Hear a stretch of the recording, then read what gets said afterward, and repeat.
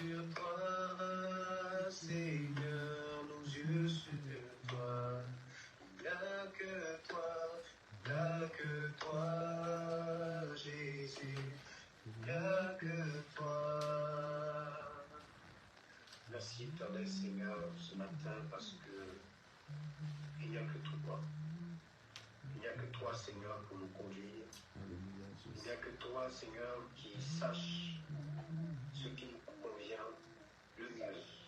Il n'y a que toi Seigneur qui a la parole de la vie, la parole qui donne la vie. Seigneur, ta parole dit telle voie paraît droite à un homme, mais son issue c'est la voie de la mort. Pour ma part, j'ai déjà fait mon lot de mauvais choix. Je me suis rendu compte du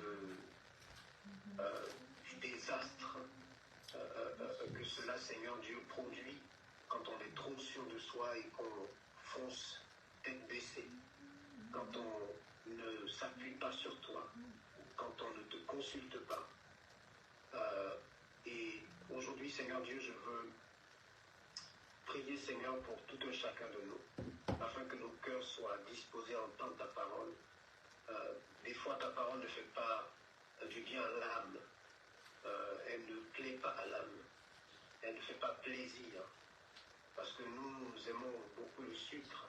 Ta parole, des fois, peut sembler amère à la bouche, mais elle peut être délicieuse dans les entrailles. Alors que la parole du diable, les instructions du diable, tout ce que le diable peut nous montrer peut paraître agréable à l'œil, peut paraître agréable à la bouche, mais dans les entrailles, cela se transforme en amertume. Je prie ce matin, Seigneur, que nos cœurs soient disposés à écouter, Seigneur, et à recevoir. Fais de nos cœurs ce matin de bonne terre pour recevoir cette parole et pouvoir produire du fruit. Produire du fruit qui soit digne de notre repentance. Béni soit ton nom parce que nous savons, Seigneur, que tu veilles sur nous. Nous ne comptons que sur toi. Nous ne comptons que sur toi, oh Dieu. À cette étape, Seigneur Dieu, nous ne comptons que sur toi. Nous ne pouvons que compter sur toi. Merci, Seigneur. Au nom de Jésus. Amen. Amen. Amen. Je vous salue dans le nom du Seigneur Jésus.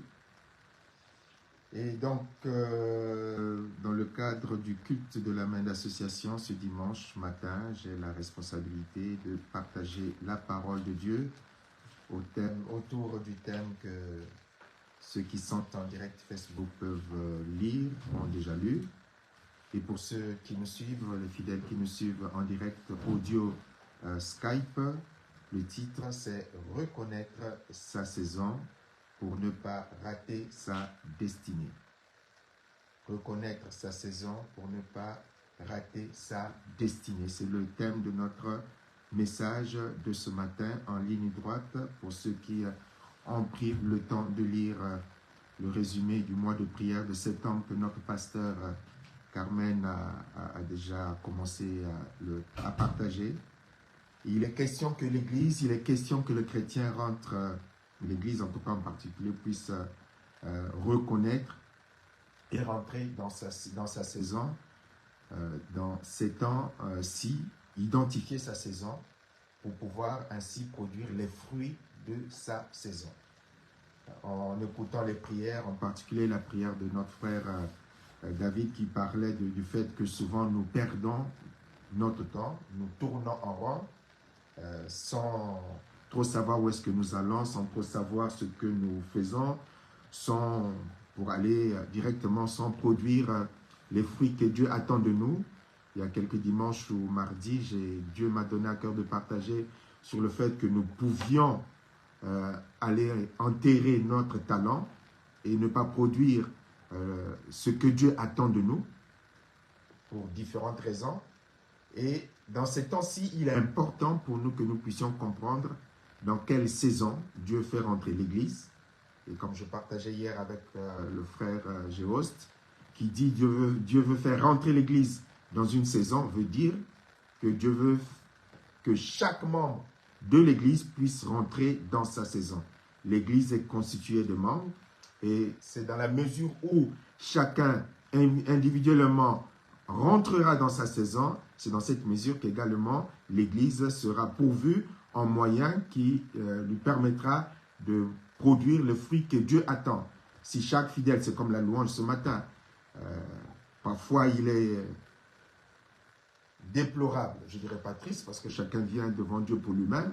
Je n'ai pas le droit d'être triste, je n'ai pas le droit d'être malheureux, je n'ai même pas le droit de pousser les gens normalement.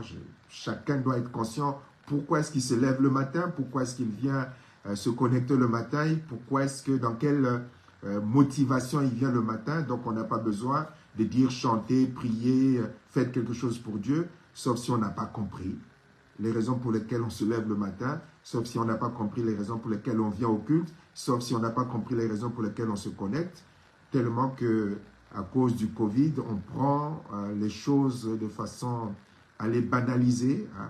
Les cultes ne sont plus sacralisés comme auparavant. On fait 1000 choses à la fois pendant le culte ou pendant les réunions. Mais en tout cas, on n'a pas compris pourquoi est-ce qu'on s'est connecté, pourquoi est-ce qu'on ne s'est pas levé le matin. On vient peut-être en spectateur. Ça veut dire qu'on n'a pas compris, en tout cas ce matin, un certain nombre de choses.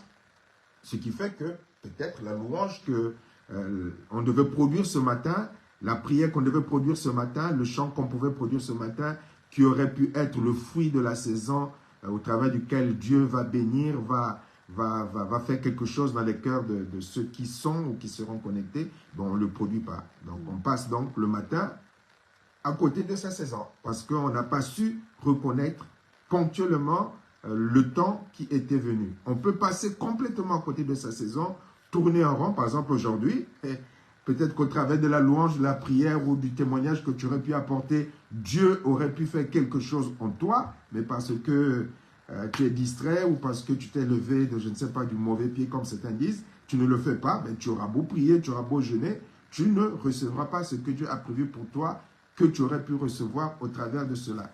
Parce que tout ce que nous faisons pour le Seigneur, c'est avant tout quelque chose qui nous apporte nous.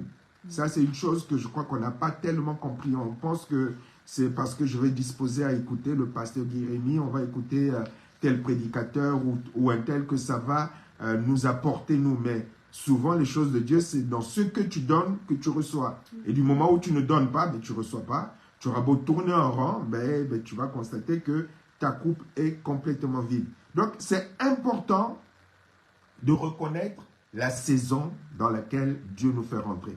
Quand on parle de saison, c'est un temps marqué, un temps favorable, un temps de grâce. Ça peut être un jour de grâce également. Ça peut être un moment de grâce lorsque, comment est-ce qu'il s'appelle, Néhémie se disposait à pouvoir faire la volonté de Dieu, à pouvoir, il intercédait pour le peuple de Dieu. Lorsque l'occasion s'est présentée, lorsque la saison s'est présentée, lorsque la porte d'entrée de la saison s'est présentée, il a tout de suite saisi l'occasion pour pouvoir ainsi présenter au roi ce qu'il avait à cœur. Donc, parfois, Dieu nous donne les possibilités de rentrer dans notre destinée au travers d'un temps précis, d'une période précise, d'un jour précis, d'un moment précis, mais parce qu'on est distrait, on passe à côté de tout. Et après, on est là à tourner en rond, on est inactif, on est improductif, on jeûne, on prie, mais on ne reçoit pas les ressources nécessaires parce qu'on n'a pas su reconnaître le temps. Ah, je n'ai pas eu le temps de trouver le verset. Rappelons-nous de ce que Dieu dira à Jérusalem. Jérusalem, Jérusalem, tu n'as pas su reconnaître le temps où tu as été visité. Donc des fois, nos exaucements ne sont pas là tout simplement parce que nous n'avons pas su reconnaître le temps où Dieu voulait nous visiter. Tel que ce dimanche matin. Peut-être que tu n'as pas su reconnaître le temps où Dieu voulait te visiter. Il est important pour nous de savoir reconnaître notre saison, sinon on passe à côté de la destinée, c'est-à-dire du plan de Dieu, du projet de Dieu pour nous. Et la parole de Dieu est remplie d'exemples. Je crois que durant ce mois de septembre, les uns comme les autres iront chercher dans la parole de Dieu et ils trouveront des tas d'exemples. Ceux qui auront à diriger les moments de partage ou de prière, il y a beaucoup d'exemples de la Bible où Dieu avait fixé un temps de saison, un temps de grâce, un temps de rencontre, un temps décisif dans les vies de certaines personnes. Et Dieu nous donne donc Un exemple dans Matthieu 24, 32, en tout cas un texte dans Matthieu 24, 32, il est écrit « Instruisez-vous par une comparaison tirée du figuier. Dès que ses branches deviennent tendres et que les feuilles poussent, vous connaissez que l'été est proche. » Des indicateurs de la saison. Mais pour le voir, il faut déjà être attentif. Pour le discerner son temps de la saison, il faut être spirituellement attentif. Il ne faut pas être distrait, comme je le disais tout à l'heure. Il ne faut pas voir l'esprit ailleurs, il ne faut pas voir la tête ailleurs.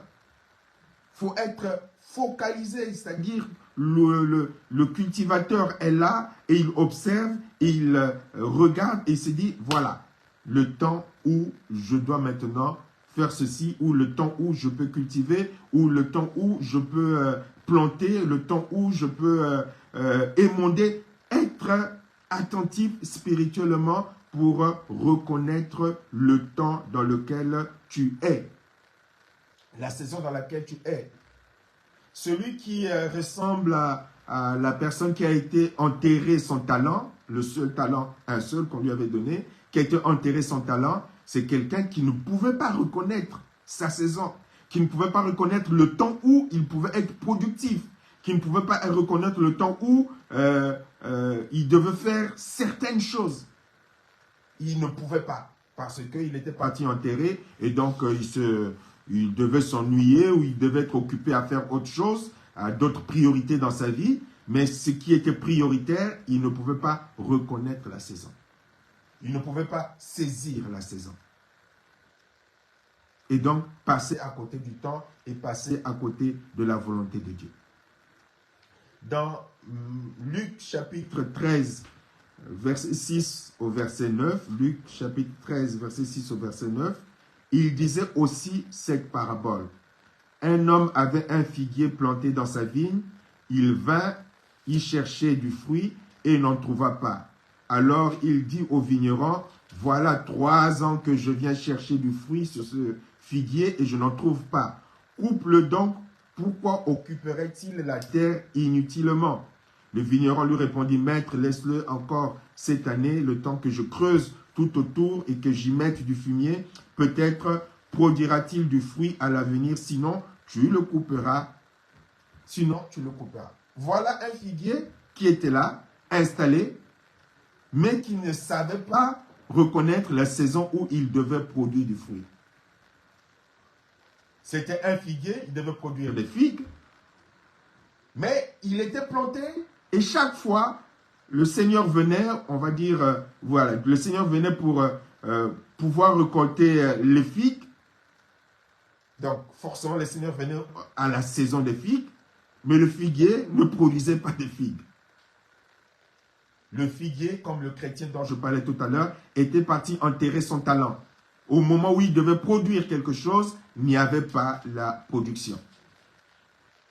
Il était là, il occupait une place, il occupait peut-être une responsabilité, il avait peut-être un titre, mais ce qu'il devait produire n'était pas produit. Il ne savait pas reconnaître que c'était le moment pour lui de produire du fruit. Nous avons vu que dans le premier texte, il était possible, dans le texte de Matthieu 24, 32, il est écrit « Instruisez-vous par une comparaison tirée du figuier, dès que ses branches deviennent tendres et que les feuilles poussent, vous connaissez que l'été est proche. » Donc, tout cela, les signes annonciateurs et les fruits n'étaient pas disponibles pour ce figuier qui occupait une place inutile. Et Dieu va venir dire, bon, allez, on va le couper. Et le Seigneur Jésus va dire, je veux encore espérer. Il est peut-être question de toi. Aujourd'hui, toi, de qui ou duquel le Seigneur attend, espère que tu puisses enfin rentrer dans tes dons. Tu puisses enfin rentrer dans ton ministère. Qui est peut-être, tu te réjouis peut-être de ce que tu fais, mais qui n'a rien à voir par rapport à ce que ton Dieu attend de toi. Tu as l'étiquette de figuier, tu as l'étiquette de chrétien, mais tu ne produis pas de figues, tu ne produis pas le fruit attendu. Tu chantes peut-être, tu es chantre, tu es pasteur, tu es je ne sais pas quel titre tu as, en tout cas on reconnaît que tu es figuier, mais les figues, on n'en voit pas. Les figues sont absents, les fruits sont absents. Ce que tu devais produire est absent. Et Dieu voudrait qu'enfin tu puisses rentrer dans ta saison, que tu puisses enfin produire les fruits attendus, les figues attendues. Mais sinon, si tu occupes une place, ben, tu ne l'occuperas pas éternellement. Tu seras déraciné, tu seras coupé. Donc, il est important que tu puisses prendre ce temps, comme on en avait parlé lorsque le Seigneur me faisait parler sur les talents, mais que tu fasses réellement le point de ce que tu as reçu et que tu sois capable de reconnaître que là, c'est l'été, il faut que je fasse ceci, je dois produire. C'est l'hiver, voici ce que je dois produire. C'est l'automne, c'est le temps que je produis cela. Mais sinon, ben, tu vas être celui qui est parti enterrer son talent. Tu n'es pas venu sur la terre pour accompagner les hommes. Tu n'es pas dans l'église pour faire la figuration. En tout cas, au niveau de la main d'association, on l'a compris, il n'y a pas de figuration. Du moment où tu as donné ta vie au Seigneur, tu dois être capable de produire des fruits, que tout le monde puisse constater que tu es en train de progresser spirituellement. Et nos enfants nous en donnent un grand exemple. Tous les enfants, chaque fois qu'ils ont pris la parole, nous en donnent l'exemple. Rien que la chorale de chez Songwa, lorsqu'on écoute la louange, on écoute les prières, moi je prends un plaisir fou à les écouter chanter et faire leurs prières d'enfants. C'est magnifique. Je crois que tout le monde ressent ce bonheur de les entendre prier de la manière dont tu pries, la joie dans laquelle elles sont avec leurs prières d'enfants. Il est important que tu prennes ce temps. Tu fasses le point. Tu apportes ce que tu as reçu de ton Dieu. Que les hommes pensent que c'est parfait ou pas parfait, mais ce qui est important, c'est que tu saches dans quelle saison tu es. Dans quelle saison tu es. Identifier ce que tu as reçu de Dieu. Te mettre au travail par rapport à ce que tu as reçu de Dieu. Ce n'est pas le pasteur qui doit te mettre au travail. Le pasteur, il reconnaît. Parfois, le pasteur peut se tromper, vous savez. Il va se dire, tu es figuier alors que tu es manguier.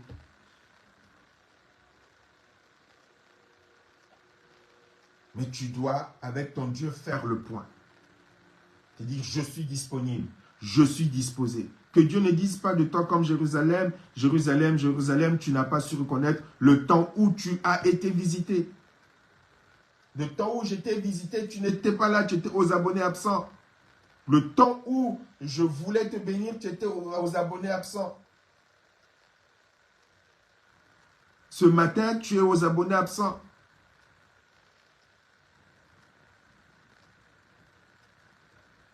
Dieu veut te visiter dans ta saison pour que tu puisses produire le fruit qu'il attend de toi. Est-ce qu'il dira de toi comme de Jérusalem, tu n'as pas su reconnaître le temps où tu as été visité? Tu n'as pas su me reconnaître. Il est même dit, il est venu chez les siens ne l'ont pas reconnu. Ils ne l'ont pas reconnu. Ils n'ont pas su que le Messie était là. C'était le temps de la venue du Messie. C'était la saison où il fallait, comme les disciples qui après vont reconnaître Jésus comme le Messie, suivre le Messie. Les pharisiens étaient là, les sadducéens étaient là, les grands chefs, les grands prêtres étaient là. Mais ils n'ont pas su reconnaître la saison de Dieu, dans laquelle Dieu les faisait rentrer. Ils avaient leur conception, leurs idées, leurs réflexions, leur raisonnement, leur discernement biaisé. Mais ils n'ont pas su reconnaître la saison de Dieu, le temps de Dieu, la volonté de Dieu. Et le Seigneur voudrait qu'il n'en soit pas ainsi pour toi. Alors nous avons un bon exemple dans la Bible. Il y a plusieurs exemples, mais nous allons prendre un exemple magnifique. C'est l'exemple de l'apôtre Paul.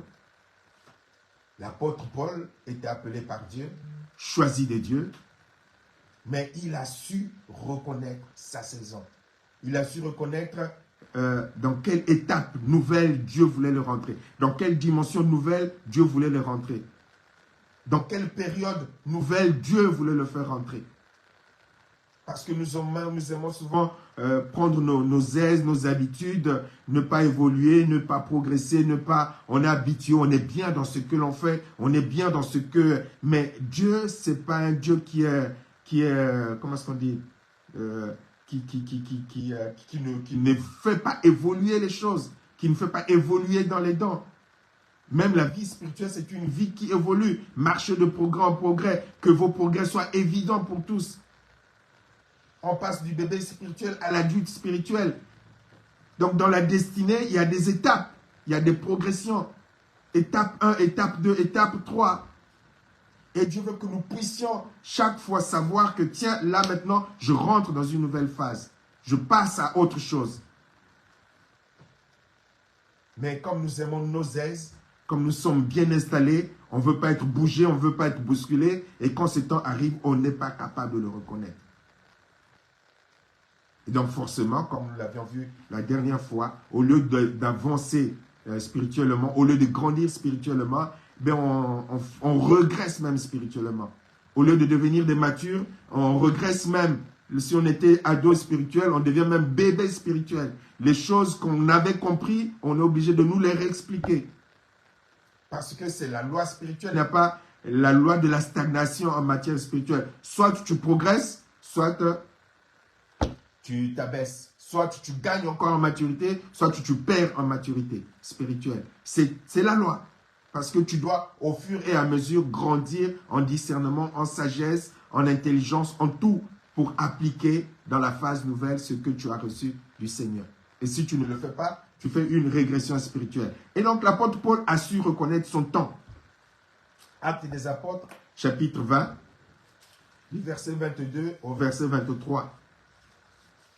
Donc, après avoir fait tout le travail que nous connaissons, avoir fait l'évangélisation dans les différents endroits où Dieu l'a conduit, où Dieu l'a dirigé, après avoir fait des grandes choses avec le Seigneur, il va arriver à une étape de sa vie où il va partager aux disciples cette grande vérité que moi, maintenant, je vais passer à autre chose. Actes des apôtres, chapitre 20, verset 22, verset 23. Moi, maintenant, il s'adresse aux anciens de l'église d'Éphèse qu'il avait convoqués. Moi, maintenant, lié par l'Esprit, je vais à Jérusalem sans savoir ce qui m'y arrivera. Sinon que, d'après ce que l'Esprit Saint m'atteste, de ville en ville, des liens et des détresses m'y attendent. L'apôtre Paul va dire aux enfants, aux chrétiens, aux anciens de l'église d'Éphèse, il va leur dire, moi je veux rentrer dans une nouvelle phase. Je vais aller à Jérusalem. Et à Jérusalem, ce n'est pas pour être acclamé, ce n'est pas pour être reconnu comme le bishop supérieur, mais des liens et des détresses m'y attendent. La souffrance m'attend. La persécution m'attend. Mais c'est la nouvelle phase dans laquelle le Saint-Esprit m'oblige d'entrer. Lié par le Saint-Esprit, obligé par le Saint-Esprit, ma vie, mon ministère, l'étape dans le Seigneur va basculer dans autre chose et je n'ai pas le choix. C'est ma saison. Et cette saison va me conduire à Jérusalem. Et à Jérusalem, voilà, ce n'est pas les couronnes qui m'attendent, mais c'est plutôt des persécutions et des choses difficiles qui m'y attendent. Et au verset 25, il va donc leur dire, maintenant je sais bien moi que vous ne me reverrez plus, vous tous parmi qui je suis passé en proclamant le règne. Vous ne verrez plus mon visage. Et il leur dit, physiquement, c'est la dernière fois que vous allez me voir. Par la suite, il nous a dit qu'ils furent tristes, mais il avait compris. Il avait identifié sa saison. Il savait que maintenant, là, en allant à Jérusalem, c'est en quelque sorte, il n'allait plus avoir la liberté de se mouvoir qu'il avait auparavant.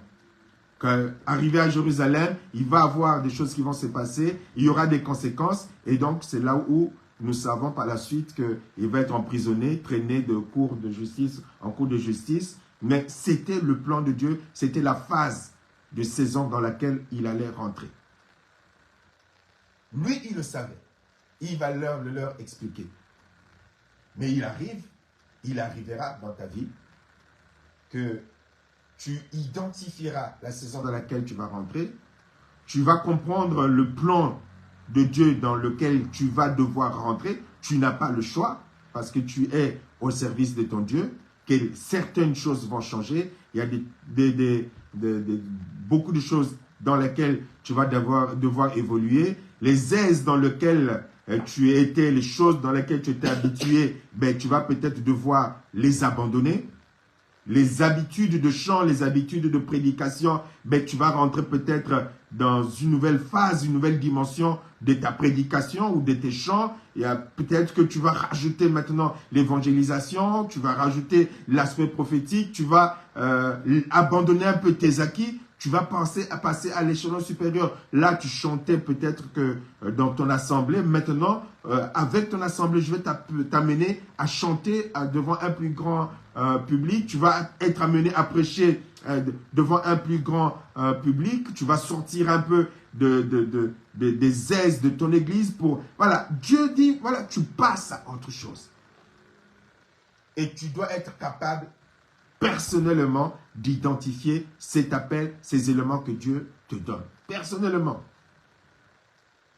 Dieu passera par les hommes, Dieu passera par l'Esprit Saint, Dieu passera par différentes situations, mais tu dois être capable d'identifier, reconnaître que c'est Dieu qui est en train de te dire, maintenant tu dois bouger.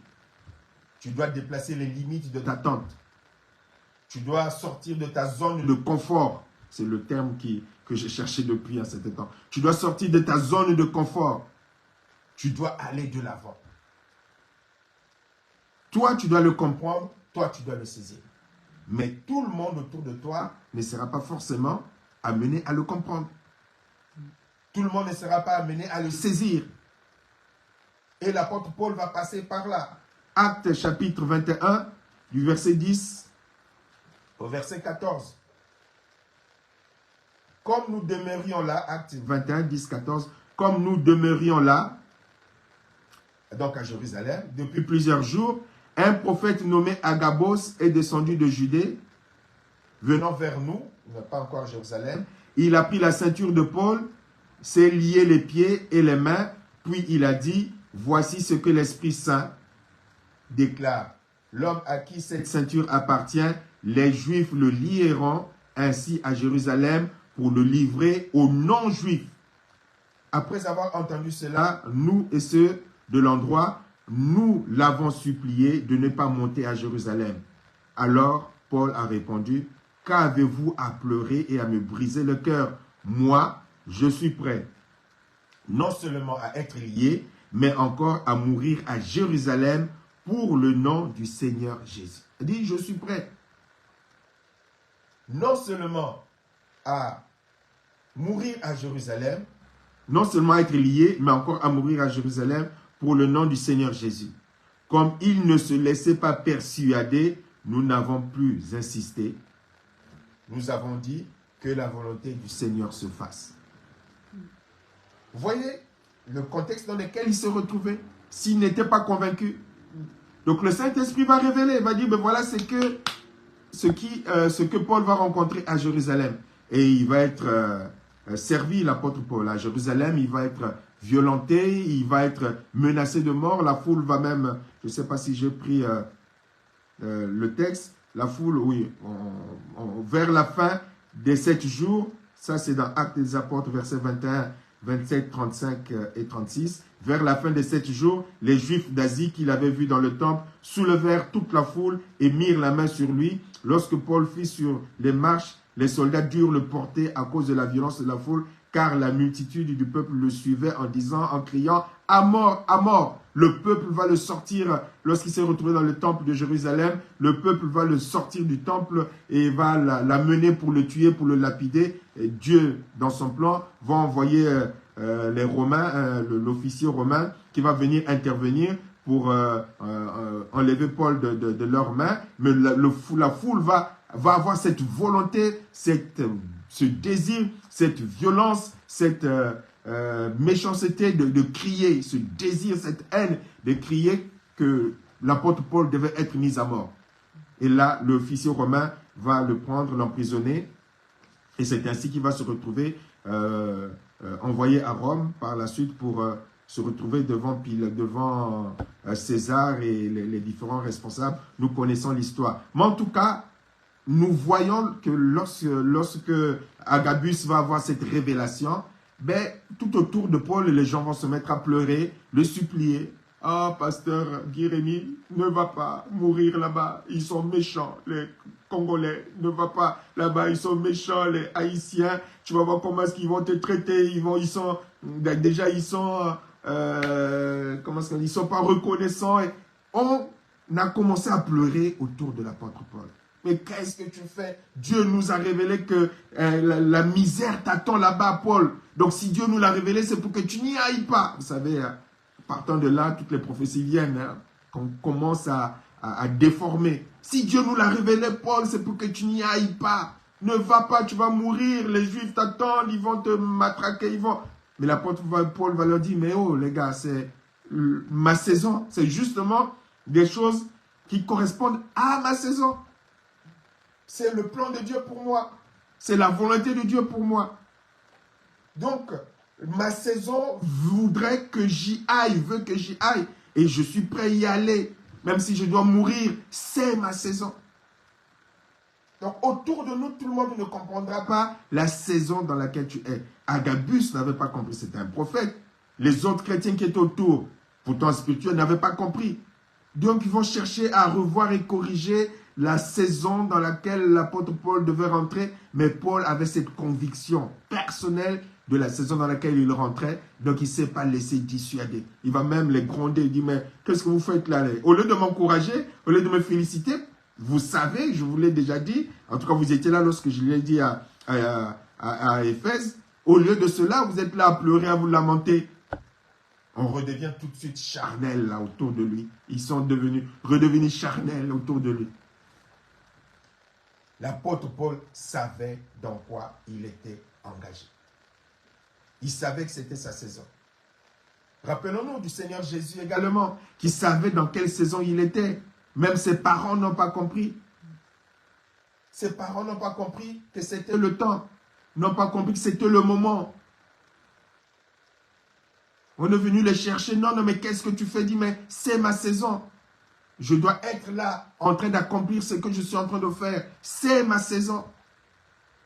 Ses parents n'ont pas compris. Ses frères n'ont pas compris. Les disciples aussi n'ont pas compris. Dans Matthieu chapitre 16, à partir du verset 21, il est écrit, « Dès lors, Jésus commença à faire connaître à ses disciples qu'il fallait qu'il allât à Jérusalem, qu'il souffrit beaucoup de la part des anciens, des principaux sacrificateurs et des scribes, qu'il fut mis à mort et qu'il ressuscita le 3e jour. » Pierre, l'ayant pris à part, se mit à le reprendre et dit, « À Dieu ne plaise, Seigneur, cela ne t'arrivera pas. » Mais Jésus se retournant dit à Pierre, « Arrière de moi, Satan, tu mets en scandale car tes pensées ne sont pas les pensées de Dieu, mais celles des hommes. »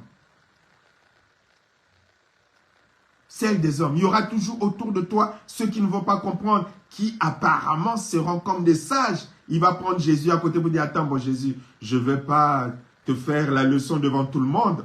Je respecte quand même le fait que tu sois notre responsable, notre chef, notre messie. Je ne vais pas te faire la remarque. Viens à côté, je vais te parler. Tu manques de sagesse là. Tu manques de discernement. » Non, l'ayant pris à part, se mit à le reprendre. Donc, il a dû multiplier des paroles pour corriger, pour reprendre Jésus, pour dire, mais non, cela ne doit pas t'arriver, tu te trompes Jésus. C'est pas cela. Tu dois devenir le roi et moi je serai ton premier ministre. Là, je vais un peu au-delà. Je vais devenir ton premier ministre. Ça ne peut pas t'arriver. Tu es quand même le fils de Dieu. Attends, oh. Tu es quand même le Messie, tu nous l'as dit. Comment est-ce que toi, le Messie, comment toi, Dieu, comment toi, le Fils de Dieu, tu dis que de telles choses vont t'arriver, que tu vas être mis à mort. Tu es Dieu, non? Comment est-ce qu'ils vont te taper, toi? Comment ils vont te frapper, toi? Ils n'ont pas pu t'arrêter. Comment est-ce qu'ils vont arriver à le faire? Donc, il a dû raisonner.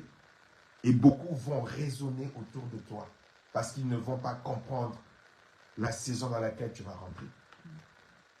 Beaucoup raisonneront avec des paroles apparemment sages, avec des paroles apparemment spirituelles, mais ils ne vont pas comprendre la saison dans laquelle tu vas rentrer.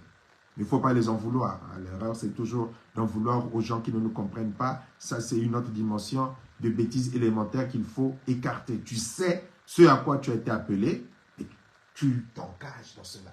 Et c'est normal que les gens, que tout autour de toi, que tous ne comprennent pas, que tous ne saisissent pas. Lorsque le Seigneur Jésus est né, il n'y avait pas beaucoup de personnes qui ont compris que c'était lui qui était. C'était le temps de la saison de Dieu. Beaucoup n'ont pas compris. Ceux qui ont eu cette grâce ont compris, ont saisi, ont pu reconnaître ce temps de Dieu. Mais tous n'ont pas saisi ce temps de Dieu. Donc, il faut que tu sois ferme dans ce que tu as reçu de ton Dieu. C'est la saison. Et tu te prépares pour cette saison. L'apôtre Paul était préparé mentalement, spirituellement. Spirituellement préparé, mentalement préparé, parce que la saison dans laquelle on rentre, ce n'est pas une saison pour les paresseux. C'est une saison de bataille.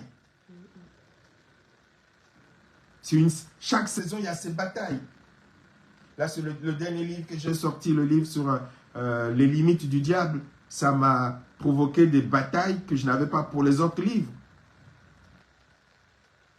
Pour même tout vous dire, lorsque Amazon, je l'ai sorti sur Amazon, lorsqu'Amazon hier m'a dit que le livre ne pouvait pas sortir parce qu'il y avait des bugs bizarres qui étaient apparus, il y avait des bugs qui faisaient que le livre ne pouvait pas sortir. Il était là, mais il ne pouvait pas sortir tant que ces bugs bizarres n'étaient pas corrigés. Donc le fidèle soldat David a fait sa part pour corriger les bugs. Et puis lorsque je suis rentré très tard, je me suis dit, bon, je voulais aller dormir. Je me suis dit, mais avec l'ennemi qu'on a, il est capable de se dire, bon, les bugs sont là, tant qu'ils ne sont pas corrigés, le livre ne sortira pas. Mais on va se débarrasser de lui pour que le livre ne sorte jamais. Je me suis dit, oh là là, bon, dans ce cas-là, bon, on ne va pas lui donner cette possibilité. Je ne veux pas attendre le lendemain pour corriger les bugs. Je suis rentré tard hier, vers les 23 heures, mais je me suis mis à l'ordinateur jusqu'à, je ne sais pas quelle heure, 1 heure, 2 heures. Mais j'ai corrigé les bugs et puis j'ai envoyé le livre. Il dit comme ça, le diable, si tu te disais qu'on va se débarrasser de lui cette nuit pour que le lendemain, il ne corrige pas le bug, comme ça le livre ne sort pas, ben, je le sors moi. Même si je dois dormir tard, même si je dois prêcher le lendemain, je fais le nécessaire, je le sors, je le corrige de sorte qu'il sorte comme ça, je t'enlève une cartouche de ton arme. Ben, il est sorti par la grâce de Dieu. Donc, à chaque saison, ça c'était la saison pour que ce livre sorte, c'était le dernier. Mais il y a des batailles nouvelles. Pour m'amener besoin de vous dire que la nuit, il y a eu quelques batailles spirituelles, mais par la grâce de Dieu, on est debout pour faire la prédication. Mais c'est normal. C'est normal. Chaque saison dans laquelle tu rentres, il y aura des batailles, il y aura des tentations, il y aura des combats, il y aura des sujets de doute. Il y aura des éléments qui voudront te décourager. Est-ce que je suis capable? Est-ce que je peux? Est-ce que j'ai, moi, pauvre pasteur Carmen, femme en plus, est-ce que j'ai les moyens? Est-ce que je pourrais? Est-ce que je peux? Il y a beaucoup de questions qui peuvent venir.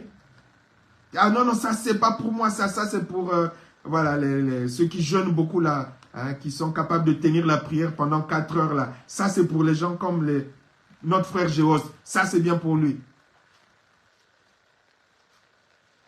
Mais c'est la saison dans laquelle tu vas rentrer. Et tu as compris, tu as saisi.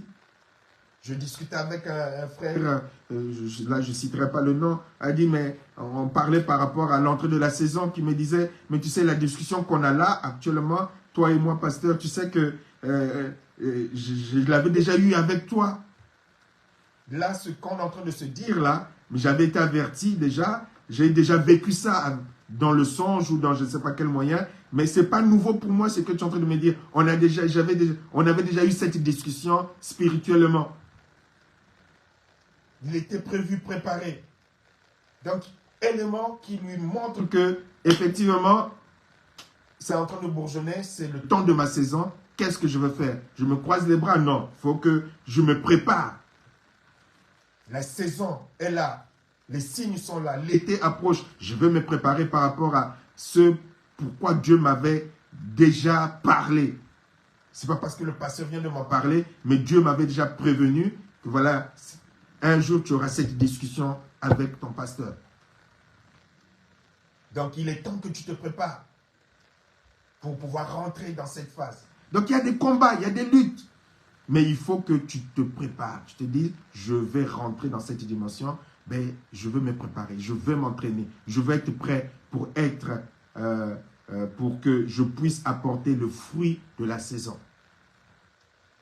Je puisse récolter les fruits de la saison. Si tu n'es pas prêt mentalement, si tu n'es pas prêt spirituellement, mais tu auras des sujets de découragement qui feront que lorsque un homme sage viendra te parler, tu vas écouter. Et tu vas sortir du plan de Dieu. Comme l'histoire du vieux prophète et du jeune prophète. Et tu vas sortir du plan de Dieu. Tu vas sortir du plan de Dieu. Dieu permettra même, je n'ai pas pris cet exemple, l'apôtre Paul aura même des personnes qui vont venir lui dire de la part du Saint-Esprit, ne monte pas à Jérusalem. Comme si c'était contraire à la révélation de Dieu. Vous savez, Dieu va tout permettre. Non pas parce qu'il va se contredire, mais c'est pour que tu te prépares spirituellement. Pour voir si tu as saisi, si tu as compris. Dieu t'a parlé, tu sais qui t'a parlé. Mais il y aura parfois des prophéties. Dieu est venu me dire que tu ne fais pas. C'est pour voir est-ce que vraiment tu es prêt. Est-ce que tu es prêt pour la bataille? Est-ce que tu es prêt pour le combat? Ce n'est pas que Dieu va se contredire. Tu es prêt pour la bataille, tu es prêt pour le combat. Parce que ça ne va pas être évident. Mais quand tu es prêt, tu seras capable d'apporter les bons fruits nécessaires à ton appel, les bons fruits nécessaires à ta mission. Donc Dieu attend de nous, Dieu attend de toi que tu puisses rentrer dans ta saison. Que tu puisses produire les fruits qu'il attend de toi. Que tu puisses te disposer. Il y a un temps pour toutes choses, dit la Bible. Et c'est un temps pour toi, certainement, de rentrer dans la maturation de l'appel que tu as reçu. Dieu le disait au travers de la prière de son enfant David, nous avons entendu que de temps perdu pour différentes raisons, de contentement, de paresse, de rébellion, du refus de vouloir avancer. Mais Dieu attend de toi, par rapport à son projet de l'Église, que tu reconnaisses la saison dans laquelle il veut te faire entrer, que tu produises les fruits de la saison, et qu'ainsi tu rentres pleinement dans la destinée. Et sinon, les autres avanceront. Tu ne comprendras pas. Et tu vas être le premier à critiquer. Tu vas être le premier à jalouser. Tu vas être le premier à calomnier. Tu vas être le premier à monter de groupes de murmures contre ceci, contre cela. Tu vas être le premier à jalouser. Mais parce que tu n'as pas compris. Parce que tu n'as pas compris. Les autres avancent, toi tu ne veux pas avancer. Les autres avancent, tu veux qu'ils restent avec toi. Les autres avancent et comme tu vas te retrouver tout seul ou toute seule à tourner en rond, ben, tu vas considérer que ce sont les autres qui sont dans l'erreur. Ce sont les autres qui n'ont pas saisi, qui n'ont pas compris. Il faut que tu te remettes en question. Tu sois prêt à te remettre en question. Que tu te bouscules. Que tu acceptes les combats de la nouvelle saison. Tu acceptes la bataille, les batailles de la nouvelle saison.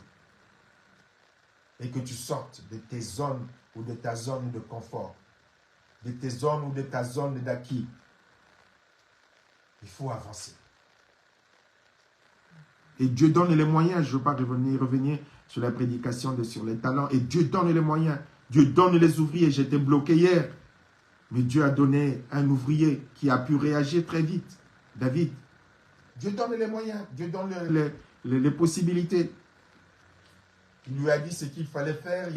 Il a pu contourner les difficultés qui étaient liées à la couverture. Et sur les bugs qui étaient apparus au niveau du texte, Dieu m'a donné hier soir, très tard, même si c'était minuit, à partir de minuit, comment est-ce que je pouvais les effacer. Dieu donne, Dieu accompagne. Les ressources de Dieu sont là. Il a prévu les hommes, il a prévu des femmes, il a prévu l'intelligence qu'il va te donner, il a prévu des capacités qu'il va te donner. Il faut juste que tu sois humble, que tu sois à l'écoute, que tu sois disposé. Il n'y a pas de limite avec notre Dieu. Il n'y a pas de limite. Les seules limites, c'est la limite de ce que tu crois qu'il est capable de faire pour toi et avec toi. C'est la seule limite. Si tu crois qu'il est capable de faire plus, mais il fera plus. Et ta coupe va déborder énormément. Mais si tu crois que c'est seulement un talent, il s'arrêtera à un talent. Si tu crois que c'est un don, il s'arrêtera à un don. Si tu crois à une seule capacité, il s'arrêtera à cette capacité. Il te sera fait selon ta foi. Mais si tu as des dispositions intérieures hors limite, mais Dieu va t'utiliser de multiples façons, de multiples facettes. Et ta coupe va déborder. Tu ne pourras pas, tu ne peux pas t'ennuyer avec le Seigneur. C'est impossible. C'est pas possible. Quand tu es disposé, il est capable de faire avec toi et en toi beaucoup, beaucoup, beaucoup. Tu ne peux pas t'ennuyer. Alors, mon frère, ma soeur, quelle est la réponse que tu vas donner au Seigneur? Et cette réponse, elle est individuelle, elle est personnelle. À partir de vendredi, nous rentrons dans cette phase, ce mois de septembre, avec ce thème de la saison. L'Église dans sa saison, reconnaître dans sa saison.